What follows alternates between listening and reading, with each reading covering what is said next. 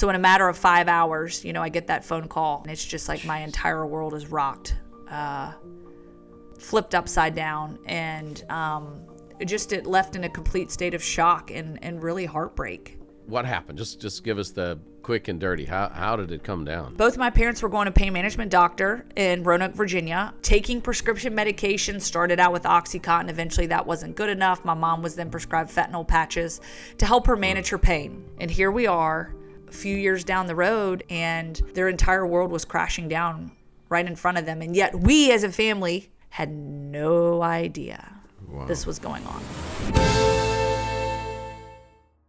Well, the top of the morning to you, and welcome to It's a Good Life. I'm your host, Brian Buffini, and today we have a special guest. Her name is Lauren Sisler, and Lauren is an Emmy Award-winning sports broadcaster, an ESPN Sideline reporter. She's an author, a keynote speaker, and she's known for her sideline shimmy. My kids have shown me this shimmy many times, and whether she's on the sidelines or on stages, her goal is to help people love their own stories, tell their own stories, and live more courageous, resilient lives, and we could all use a bit of that. And so she wrote a fantastic book. We're going to talk about it today, called Shatterproof. And it's rarely do you have a book that right off the bat is kind of being this open and this candid, where the subtitle said, "How I Overcame the Shame of Losing My Parents to Opioid Addiction and Found My Sideline Shimmy." I've never quite seen a subtitle like that.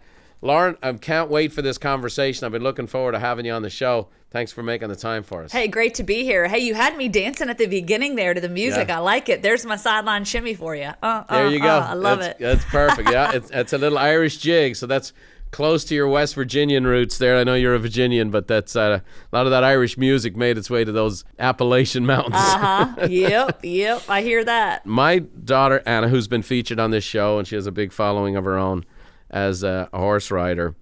Before she was a horse rider and pursuing the Olympics, she was a gymnast. And her first love, when she's asked all the time, she does all these shows on TV and media stuff about horses, and she always says her first love was gymnastics.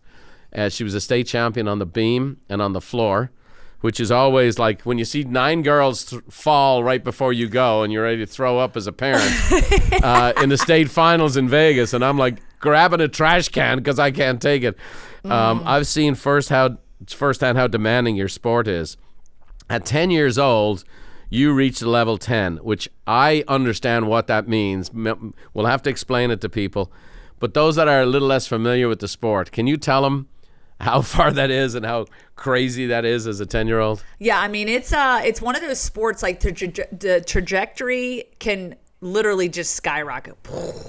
Here's the thing, though, you got to tell people, like as a sports reporter, and, I'm covering a variety of sports now, primarily college football, but the shelf life of a gymnast is a little bit shorter than most, At 10 years old, 11, 12, you're peaking, and then there's this thing called fear that sets in. Fear starts to get its hold on you, and you realize, wow, this is actually a really dangerous sport, and this is a little crazy, if you ask me. And all of a sudden, it's like, so now you're on the decline. But yeah, level 10 as a level 10. Now, I will say this. The fear factor, that was probably like the source of my abilities was like, I was just like no fear going into it.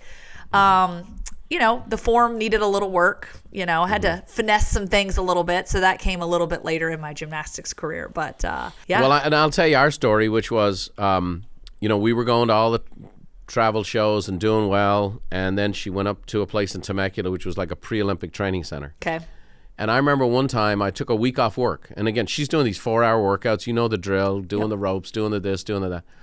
And I saw all the older girls, and as it turned out, many of those girls went on, all of them were in college, and some of them very famous, some of them made the Olympic team. But I just couldn't get over 3 things, and again, just to give my perspective. They were the greatest athletes I'd ever seen. My wife is a world-class athlete. I played ball at a high level. I'd never seen athletes like this. I'd never seen workouts like this. I'd never seen tolerance for pain. And people, they love every 4 years tuning into the Olympics. It's so graceful and beautiful, and they're so athletic. The injuries are horrific, like brutal. Mm-hmm. And the other thing that was wild to me, I started noticing how many of these girls look just beat up, because it's a sport where you're judged against perfection. Yep. And so someone does something that's like, oh my gosh, there's like 100 people in the world who can do that. And after every discipline, it's like, well, here's what you did wrong. The sport critiques you. And I'm glad to see the college sport has changed. I mean, I love, people go, oh, everybody gets a 10 nowadays.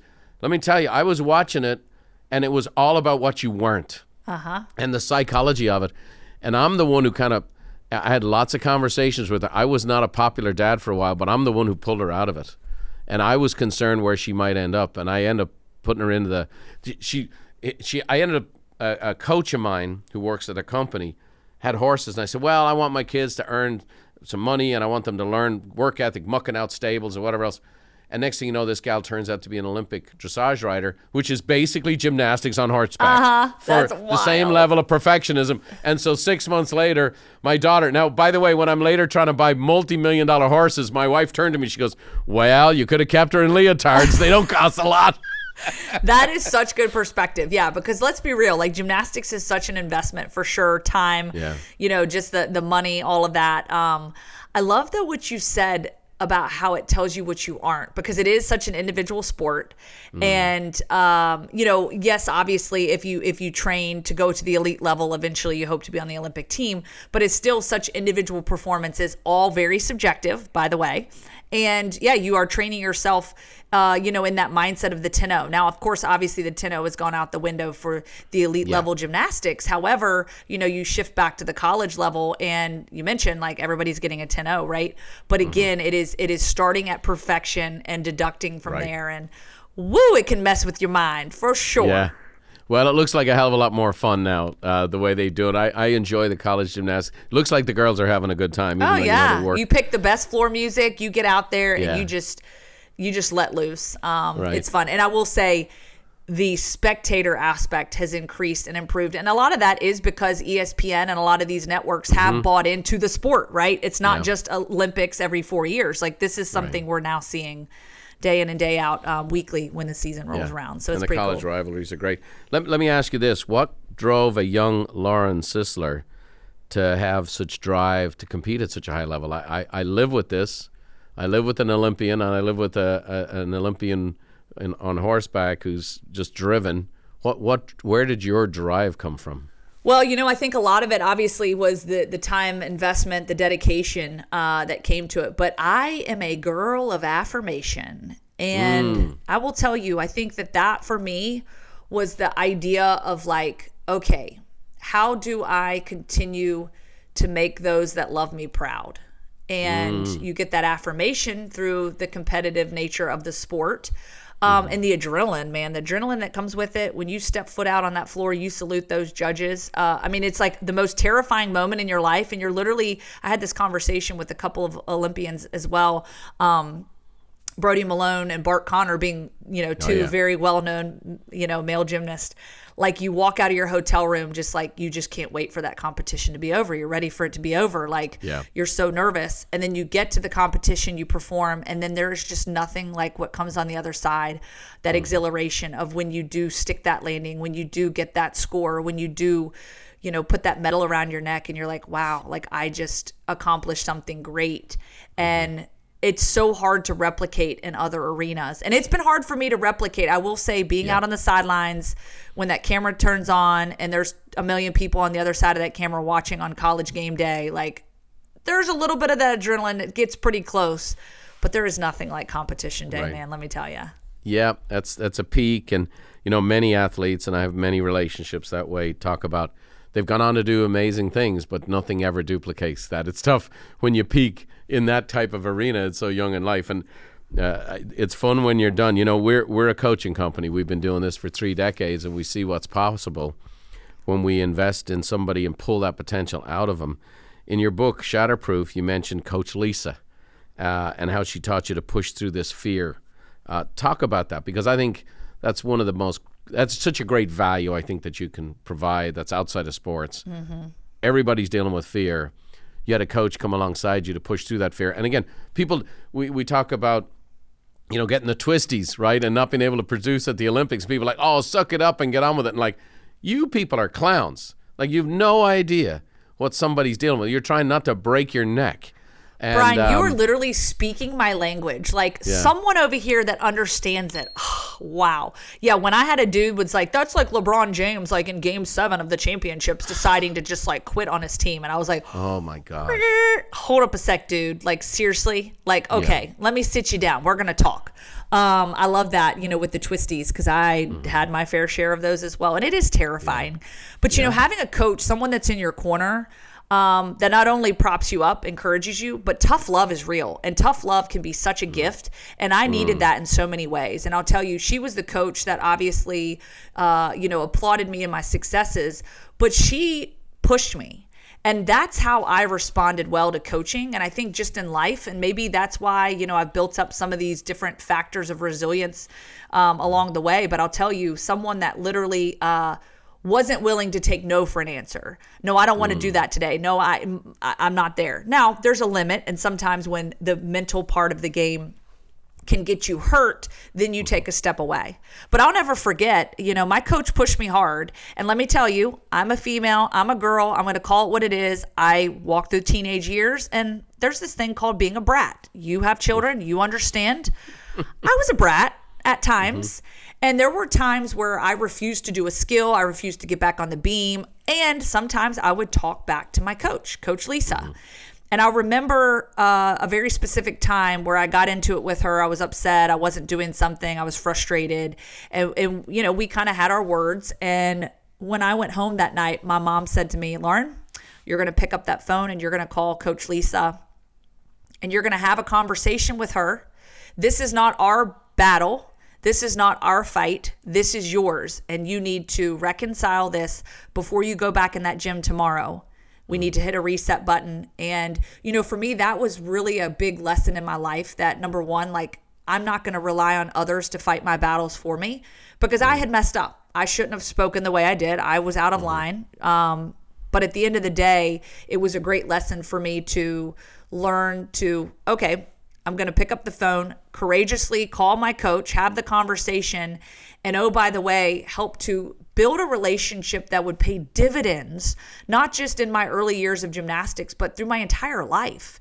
And I think that that's where that mindset came from, and really just that push from having a coach like that showed me love, but also showed me tough love. And I think it's important that in relationships, we've got to be willing to do that. We've got to be willing to have the tough conversations with people, even though they can be extremely difficult, they can be sticky, they can be hard, but that could be the very thing that helps someone to walk through something difficult and come to the other side and say, you know what, like, thank you. I needed that conversation. I needed that revelation. I needed that extra push to get me to the other side of this thing that I've been dealing with. Well, we have thousands and thousands of people we coach, and one of we have this amazing coaching staff, and one of the things we're finding more and more is that people are not wanting to be pushed, and choosing ease all the time, defaulting to comfort. Here's a question I have for you: what advice would you have for somebody to help them become more coachable? Woo, yeah, comfort, man. We love to be comfortable. But, I think that's where we have to realize there's also a big difference in, content and complacent, because there's two sides to this, right? So you can get complacent and not push yourself, be in your comfort zone. But then you can also run so hard and so fast towards that next thing that you forget to be where your feet are, which has become one of my life mantras amongst a few. Like, to be where your feet are and recognize, like, you're in this moment, in this time, and you have a purpose where your feet are. And I think that that's where you really have to kind of like sit yourself down for a moment and say, okay, because nobody wants to be uncomfortable, right? Like, nobody wants to live in that world of discomfort.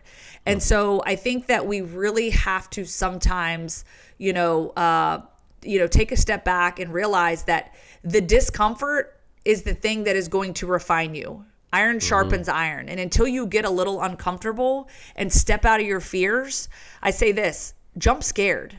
Get to the edge of that cliff. Love it. Jump scared. Guess what? You got that parachute on your back. Yeah. Release the parachute. But until you jump, you will never find your way to success. You will never find your way to that dream, that thing that you're hoping for. And so jump scared, baby. That's what I say. Love it. I think that's a T-shirt in my future. I love it. That's awesome. That should be your T-shirt, Carl. I mean, that's brilliant. And I think that's what a lot of people need. I mean, right now, and one of the things we've seen, and all the data's in, like the younger generation, they're more afraid to risk than any generation that came before it. And in many ways, there's a lot of good things in place. There's a good foundation. But ultimately, if you stay on the side of comfort, you'll never fulfill that God-given potential. You're just not going to realize your dream. You can't make it. A great example, you tell a great story in the book about these moments. You had this story about an accident that happened just prior to your routine when you were getting recruited to Rutgers, right? And I look at that. I've lived that. I've been in those gymnasiums, and I just love you to kind of share that story. And then ultimately, how were you able to? You jump scared, and were able to focus. You had, you didn't have a million offers waiting on you. You got one coach recruiting you, and the whole world's falling in front of you. And I've seen it. My daughter was not best on the beam. Her floor routine was sensational, one of the best in the country. She won the state championship on the beam because every girl, and some of these girls went on to not only UCLA and the national team, but like one after the other, every one of these girls fell because it's like auto-suggestion, and moms are throwing up in trash cans, and they're staring at their daughters and basically dooming them before they start. So I was reading the book, I just picture this scene. I'd love you to kind of bring people into that for a second. You're trying to get recruited. You don't have people knocking down your door. You got the Rutgers coach sitting there, and there's all kinds of garbage happening before you.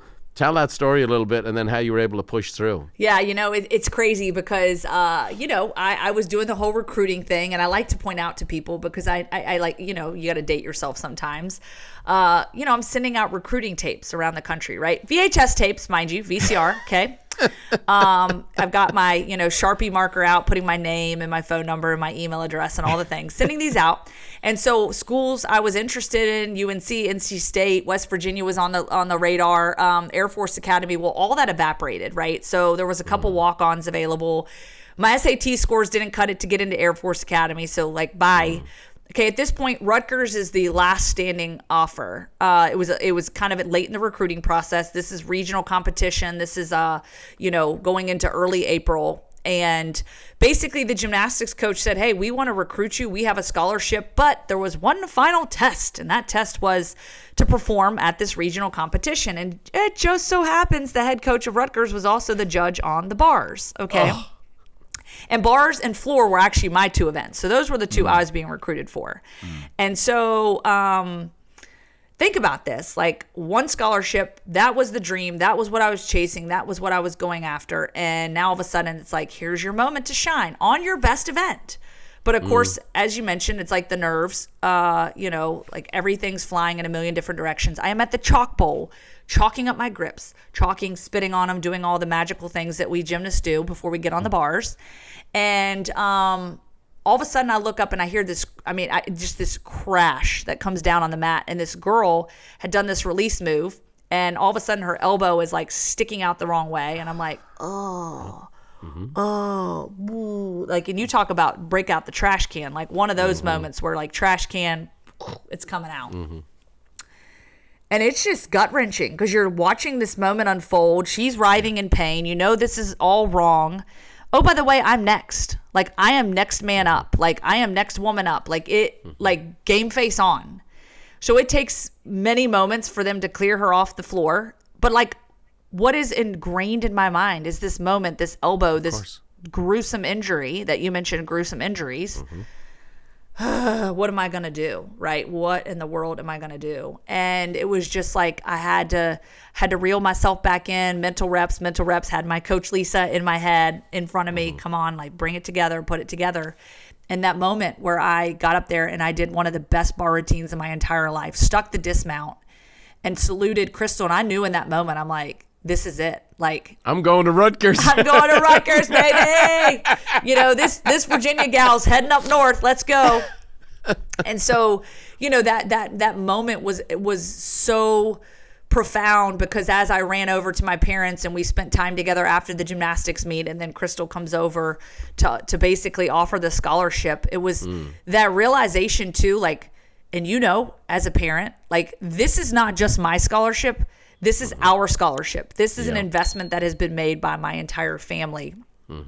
And again, I think that once again, the driving force you asked about, that affirmation that like, hey, we put in all this time, all this money, all this energy, all this effort these last 14 years of my life for this. And here we are. It's our moment. And I delivered in the very moment that literally everything in my life and maybe the trajectory of my life was hanging in the balance of that very moment. Yeah. Well, I always remind people to find those moments, and it's not always sports or achievement, but everybody's had something, and they forget, especially if there's no medals and affirmation around it. But I remind people, especially like at time right now in the service business that are connected to the interest rates, mortgage and real estate, people are getting hammered. And I'm always remind them, you did it before, you can do it again. I can't imagine how many times in your career, and we'll get to, stepping out and being a sideline reporter. I mean, here you are doing the sideline shimmy at college game day, the biggest brand in ESPN, in my opinion, doing college football. But I can't imagine how many times in your life as an adult now you've leaned on that time when you were a high school kid and you came through because I did it before. I came through then. I can do that again. And I can't imagine how many times you have had to think about that or it's come back for you when moments of doubt and fear. Oh, gosh, it comes back all the time. And you put yourself back in that moment and you realize that you walk through that storm, you get to the other side, and that reward is waiting.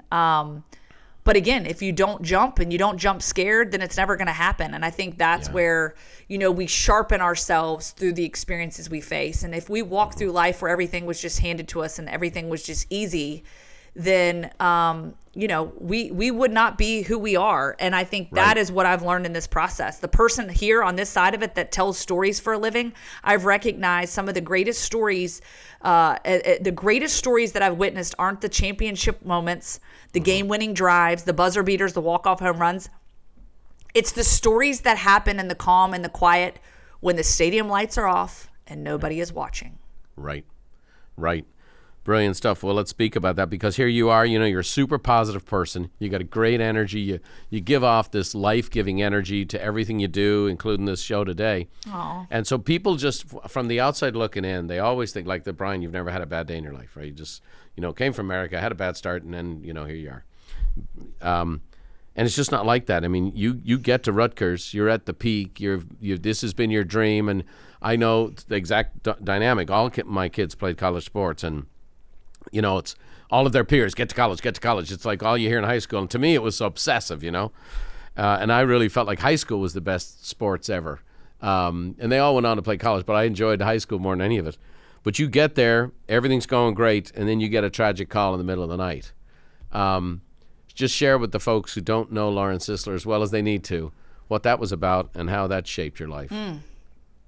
Yeah, I go back to that moment often. I'm living out the dream, doing the college scholarship, studying for exams. I wanted to be a sports doctor. That was the other dream of mine as an athlete that had experienced a lot of setbacks. I felt like empathy was something I really garnered because of all of that and thought, okay, this is it. So I'm studying for exams, called my parents, talked to them on the phone. We were super tight, right? 8 hours from home. I lived at Rutgers. So we did everything we could to stay in touch every single day. There was constant communication. Talked to my parents, and I remember that evening too. We talked a little about gymnastics with my mom. My dad had just celebrated his 52nd birthday, and I was a little disappointed because it was the first time in like my entire life I hadn't been there to celebrate. My dad's like, look, you're going to be home this summer. We're going to celebrate. And then, the last thing he said to me is, we love you. We're so proud of you. Just keep working hard. Hung up the phone, set my alarm clock, went to sleep, woke up to the phone ringing, my dad frantically asking to get in touch with my brother, and I had no idea why, what's wrong. I just need to talk to your brother, and my brother was stationed in the military at the time. And so I gave my dad his phone number, and he said, I'll call you right back. And no more than 30 seconds went by in that phone call from my dad, and there was a long pause, and he said, Lauren, your mom died. And I said, what? What do you mean mom died? And He said, I can't explain it now. I need you to get on the next plane you can, and I'll be at the airport to pick you up. And of course, 18-year-old me is just frantically trying to figure out how I'm going to get home. I didn't have even $50 in my bank account. I had no credit card. Like, we're calling the airlines. We're on hold for 30 minutes. We finally get through. We use my roommate's emergency credit card. It's just chaos, right? Finally get on that plane, finally get home. All I want to do is run and jump in my dad's arms because I knew he was going to make everything okay. And instead, my uncle and my cousin came to the airport that day to pick me up and let me know that my father, too, had passed away. So in a matter of 5 hours, I get that phone call, and then my dad passes away, and it's just like my entire world is rocked, flipped upside down, and it left in a complete state of shock and really heartbreak. What happened? Just give us the quick and dirty. How did it come down? Yeah. So both of my parents were going to pain management doctor in Roanoke, Virginia. My mom had degenerative disc disease. My dad had chronic back pain, PTSD from his service in the military. And they were going to a pain management doctor for a few years, taking prescription medication, started out with Oxycontin. Eventually that wasn't good enough. My mom was then prescribed fentanyl patches to help her manage her pain. They were taking their medication as prescribed for a period of time until they then began abusing it. It wasn't enough. Need more. And, it was everything they could do to get out of bed in the morning, to put a smile on their face, to function. And here we are, a few years down the road, and now it's literally the one thing keeping them above water.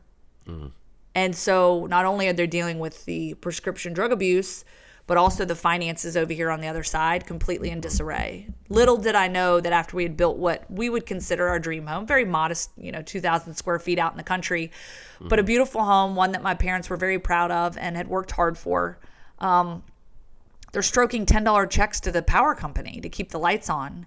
Wow. And everything was just spiraling out of control because of the addiction and just the financial warfare they were experiencing and robbing Peter to pay Paul to try to stay afloat. And their entire world was crashing down right in front of them. And yet we as a family, me, my brother, my uncle, like everybody else, had no idea this was going on behind closed doors.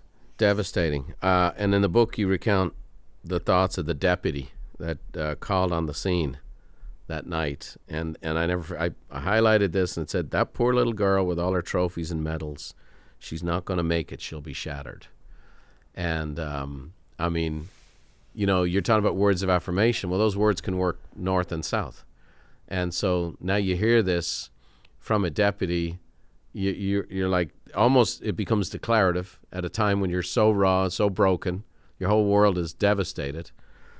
So a lot of times, I have comments like I had a Christian brother, Catholic priest in Ireland tell me, hey, because my handwriting wasn't so nice, you're just not a creative person. My whole world is creativity today. But for years, I bought into the lie that someone else had given me that I'm not a creative person. It's like every ounce of my being today. Wow. But, so you hear this affirmation, that poor little girl with all her trophies and medals, she's not going to make it. How did you go from that to being this shatterproof woman who's here today? Oh, that is profound. Yeah. Never in my wildest dreams did I think that picture perfect white picket fits family would ever fall apart. That's how I had seen my family, portrayed my family. And every ounce of my being, was just grateful for the love and the support and all the things. And then this happens, rug is ripped out from underneath me. Two best friends now gone forever. And literally we're left with nothing. Like, house goes into foreclosure, cars are repossessed, there is no will, like nothing. We are left with absolutely nothing. And everything's auctioned off to the estate to complete strangers.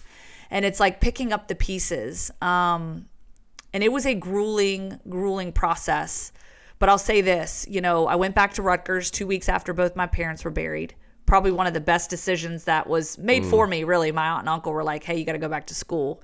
And so that was, thank goodness, because I needed that foundation. I needed someone, that network, the camaraderie that comes with athletics, being on a team, in this case, to kind of get me grounded again. Because y'all, I was just floating out in outer space because I did. You're just a kid. I was a kid. You're just a kid. I was 18. I didn't know. I didn't even know how to write a check. And then, oh, by the way, it's like doing everything I could. So not only am I dealing with the grief that comes along with losing both of my parents, the shame. Like the shame had smacked me in the face. And really a lot of that shame came because of the nature of my parents passing. I did not want to acknowledge that either one of my parents were addicts, because we love to throw labels on people, Brian, right? Yeah. Label. Oh, that belongs to that person. Ooh, we're going to label. And so those labels then become... Not a middle-class working family who've been putting their kids through travel sports for years and years. Nope. And so I did everything I could to erase the truth, run from the truth, hide from the truth. And so it became that sugar-coated story. Well, mom died of respiratory failure, dad died of a heart attack, because, oh, that sounds a lot better than mom and dad died of overdose. And so I ran with that story for years and years and years, building up this protective wall that eventually my Auntie Linda really stepped in and helped to break that wall down, and really helped me to realize in this shift in perspective, like your parents aren't defined by how they died, but by how they lived their lives. And over the course of time, growing, life experiences, maturity, of course, I had to grow up real darn quick. But let me tell you, I was still a baby in so many ways.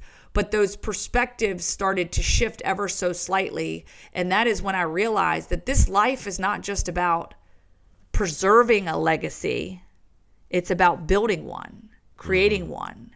And if I keep living in the past, living in the rearview mirror, then how am I ever going to go forward and create a legacy of my own? And so where the freedom started to come is an ownership. When I started owning the truth, owning the story. Good. So good. Freedom. Shackles of shame. And that was for me the big shift. Now let me tell you, we are 22 years removed from my parents passing. And I want to highlight the fact that this did not happen overnight, that this was a long journey that was very nonlinear. And it took time. It took a lot of work. It took healing. It took a lot of discovery, and really opening that door, looking around the corner, even when I was scared to death, to acknowledge what was on the other side and to say, you know what? This is not going to define me. This is going to refine me. And when I started to see it as strength, that's what I've really leaned into now, adversity, right? Don't run from it, attack it. Recognize that adversity can be the very thing that strengthens you and ultimately gives you permission to heal, while also giving others permission to heal. The Me Too thing, right? Like, we've all walked through adversity. And if we sit here and pretend we haven't, then you're not doing yourself or anybody around you any favors. So good. I think the sequel is going to be called Jump Scared, and it's I think that's the world needs that. And I think about this ownership and how you've taken this. I'm a person of faith. It's throughout your book. Tell me, because everybody wants. I'm a coach. I teach and train in a secular world. We have a system that helps people make more money and live a better life and all those kinds of things. For me, I don't proselytize people, but I have to let people know where it all came from, because if they think I'm 10 feet tall and bulletproof, that's phony. It's not phony. I've been brought to my knees so many different times, exposed so many different times, humbled so many times.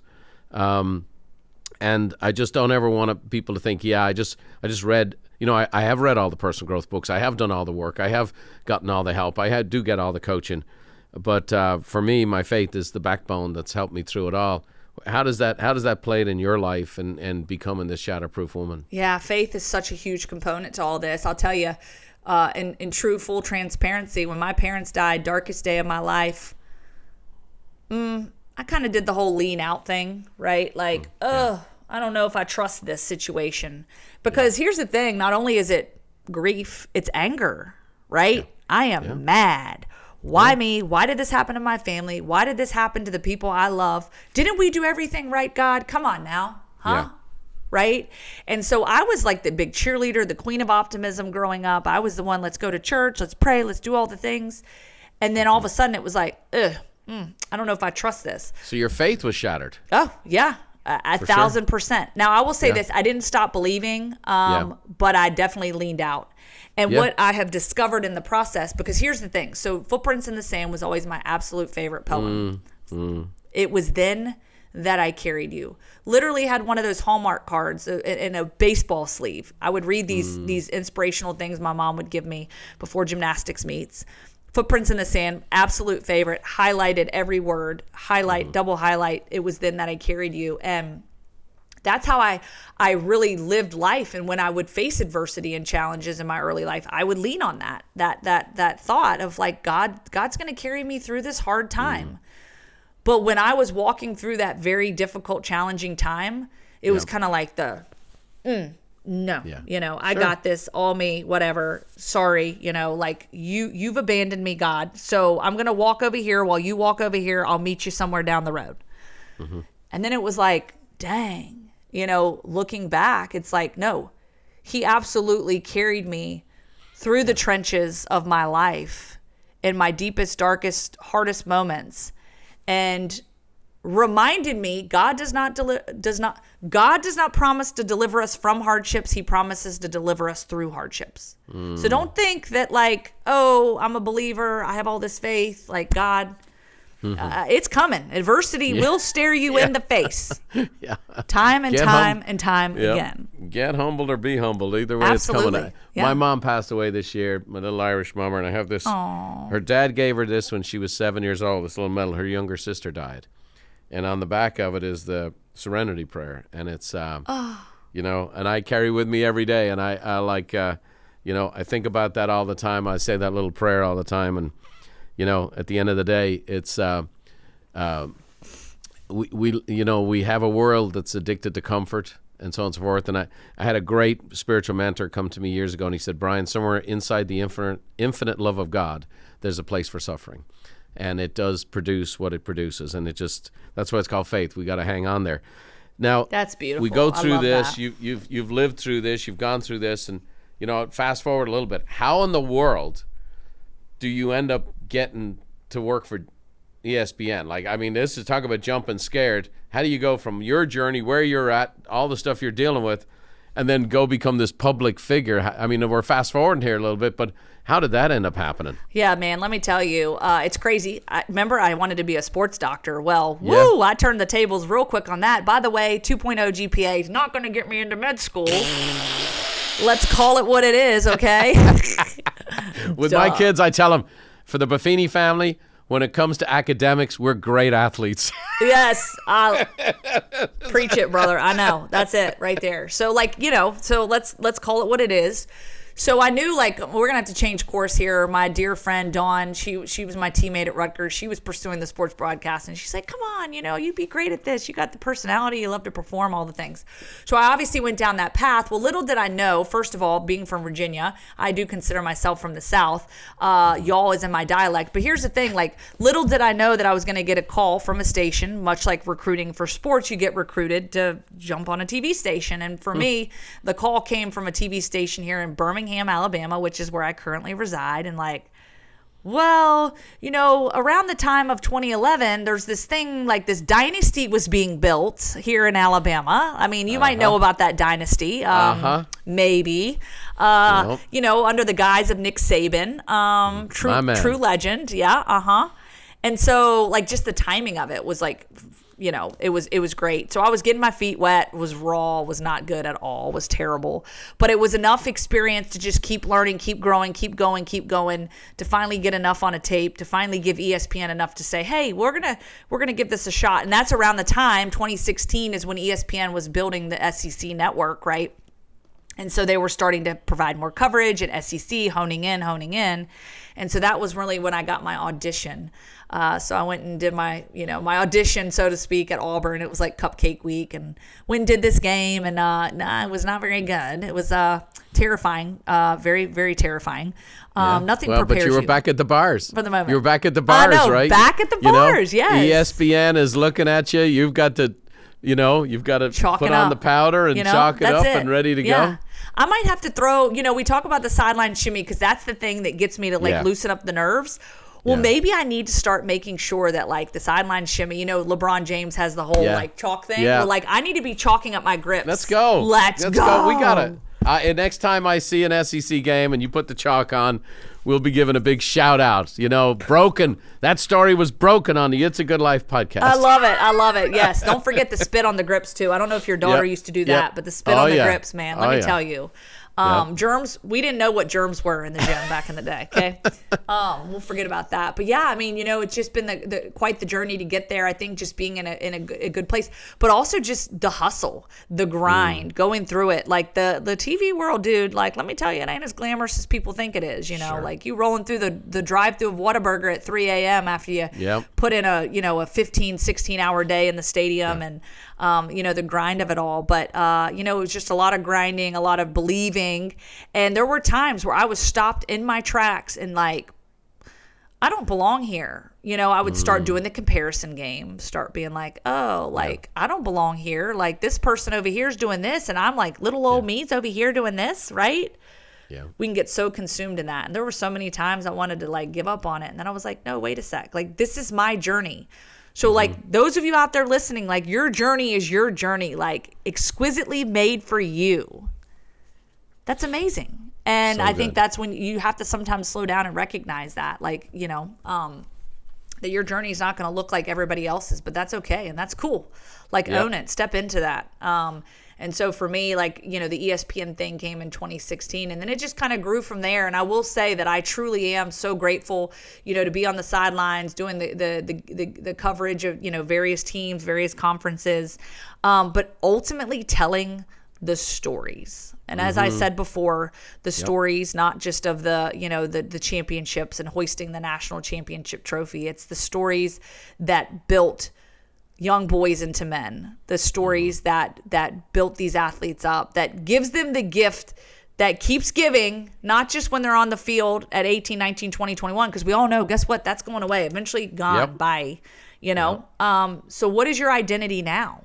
And you've got to know that like your life and identity cannot be wrapped up in one thing. And that's where we really, need to lean in and recognize that. And that I think is where we truly find our purpose when we recognize that like, that's not our identity, that we're not wrapped up in our job and, you know, how many houses we go out there and sell, or, you know, how many dollars we put in our bank account, right? Like our identity then becomes our purpose and what we're able to do with that to create impact in the work that we do, whether it's professionally or personally. And I'm just grateful for that. Being a professional storyteller, I'll tell you, that is where I learned to fall in love with my story, because when I saw other people's stories, the impact, the ripple effect, I was like, dang, like I want to be there. Like I want to have that, like that. And so that ultimately led me down this pathway to have permission to say, you know what, I can love my story too, and I can use this to impact other people. Well, it's very powerful, and I'm a fanatical book reader. I'm very selective about the stuff I endorse. We have a huge audience that are big book buyers who kind of expect me to read them and expect me to go through it, and we've been looking forward to this day for a long time. I know. I've gone longer than I normally do because I'm so enthralled with the conversation. The book is Shatterproof. She's Lauren Sisler, and she's a girl of affirmation. And she's talks about the difference between being content and being complacent. And we're all going to get T-shirts now called Jump Scared, because that's what we're going to do going forward.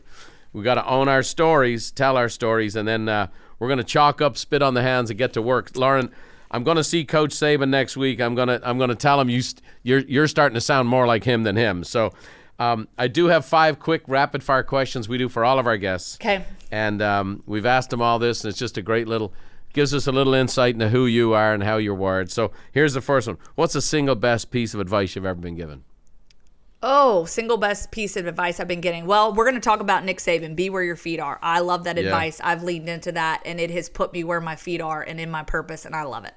Love it. Well, he's a pretty good guy to give it. What's a one talent or gift you wish you possessed that you currently don't? Oh, dude, I can't sing. Look, and I probably can't really dance. People might think I can dance. I look like I can dance. You can shimmy. I can shimmy. I saw you do the gritty not so long ago. That was very good. That was a very good gritty. With my man from LSU. Yeah, but no, singing, can't sing. Okay. What book has been most instrumental in your life? Ooh, I'll tell you what.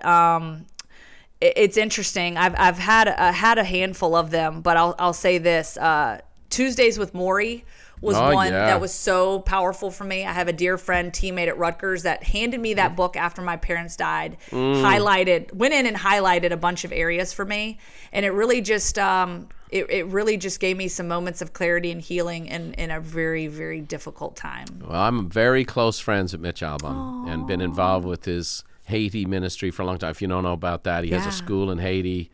He does amazing stuff, and right now, pray for those folks. We've got guards, 24/7 with AK-47s at the door, so these little angels can learn how to read and write. And 100% graduation. Now he brings them all to Michigan State. But that book was again. I've interviewed Mitch. Has spoken at our events many times. But when he decided to do something, now he was in the sports world. He was all about himself, all about his career. And it was the first selfless thing he ever did in his life. And that's what exploded his career. He turned his back on his career to go do Tuesdays with Maury, and it made his career. So I love that. That's where faith is an important thing. What a great story. What's the one movie you watch over and over again? If it's on the TV, you always stop. What's the one that just gets 1000% Forrest Gump. Let's go, Forrest. Oh, the best. Love Forrest Alabama. Gump. Hey, and you know what? And I cry every single time. Every time. That feather starts to move and you're gone. Is that right? Gone. That's beautiful. I love it. Last but not least, Lauren Sisler, what does the good life mean to you? The good life to me is a place where we can all come together, reach down in the trenches, pull someone out, stand in the gap, love one another, connect, and fall in love with our stories. Amen. The book is Shatterproof. The woman is Shatterproof. And she's taught us all today something really special. What a wonderful time it's been. I've enjoyed the heck out of this interview. You're a special lady. Blessings to you in your career, and we thank you for spending your time today. I mentioned my mom. For 9 years, my mom was the recording that ended this podcast with a little Irish blessing. She passed away a few months ago, so I'm a stand-in. I decided not to play her recording anymore now that she's gone to meet the Lord. So here's how we finish our podcast, Lauren. May the roads rise up to meet you, and may the wind always be at your back. May the rain fall soft upon your fields, and the sun shine warm upon your face. And until we meet again, may God hold you in the hollow of his hand. We'll see y'all next time.